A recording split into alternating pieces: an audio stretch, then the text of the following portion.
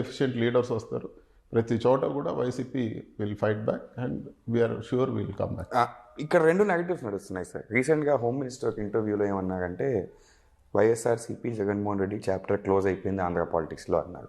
Second, ఇంకొక negative ఏం నడుస్తుంది అంటే ఏ రీజనల్ పార్టీ అయినా వాళ్ళు ఇర్రెలవెంట్ అయిపోవాలి అంటే మినిమం 3 టర్మ్లు ఎలక్షన్ ఓడిపోవాలి, అప్పుడే రీజనల్ పార్టీకి ఒక ఇర్రెలవెంట్ జోన్లోకి వెళ్తుంది అని చెప్పేసి. ఇప్పుడు ఫ్యూచర్ ఎలా కనిపిస్తుంది మీకు వైఎస్ఆర్సీపీది? అట్ ద సేమ్ టైం 100 రోజుల పరిపాలన టీడీపీది మీరు ఎలా చూస్తున్నారు? తెలుగుదేశం నాయకులు వాళ్ళకి కనపడేది ఈ 100 రోజుల్లో 100 సార్లు ప్రతి ఒక్కరు కూడా జగన్మోహన్ రెడ్డి గారినే తెలుసుకుంటున్నారు. జగన్మోహన్ రెడ్డి గారు వాళ్ళు ఏం చేయాలా, వాళ్ళు ఏం చేయబోతానో చెప్పడం లేదు. వాళ్ళు ప్రతిరోజు ప్రతి స్టేట్మెంట్లో కూడా జగన్మోహన్ రెడ్డి గారి పేరెత్తకుండా వాళ్ళకు ఆ రోజు గడవడం లేదు. ఏదో ఒకటి బురద కొట్టే పని చేస్తూ ఉన్నారు. సో వాళ్ళు ఇన్నిసార్లు జగన్మోహన్ రెడ్డి గారిని తలుచుకుంటున్నారంటేనే ఈరోజు అపోజిషన్గా మేము గట్టిగా చేస్తున్నామని అర్థం. సో మేము రైట్ ట్రాక్లో ఉన్నాం. సో డెఫినెట్గా రాబో రోజుల్లో we will come back very strongly.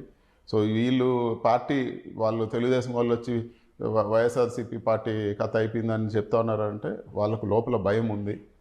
YSRCP party స్ట్రాంగ్గా మళ్ళీ వెనక్కి వస్తూ ఉంది, మళ్ళీ వీళ్ళు అధికారంలోకి వస్తారనే ఆలోచన వాళ్ళు ఉంది. కాబట్టి వాళ్ళు ఈ చాప్టర్ అయిపోయిందని ఇంకోటనో మాట్లాడుతూ ఉన్నారు. ప్రతి కాన్స్టిట్యున్సీలో కూడా ఈ 40% ఓట్ షేర్ అనేది ఉంది. దాన్ని we will build it up. 40 నుంచి 50 అవ్వడానికి పెద్దగా సమయం పట్టదు. ఈరోజు చంద్రబాబు నాయుడు ప్రతి ఒక్క హామీ ఏవైతే ఆయన విజయానికి ఉపయోగపడ్డాయో, ప్రజల్ని ఏ విధంగా నమ్మించారో, ప్రతి ఒక్క హామీలో కూడా ఒక్క పెన్షన్ తప్పితే అన్నిట్లో వెనక్కిపోతాను. It is going back on all fronts.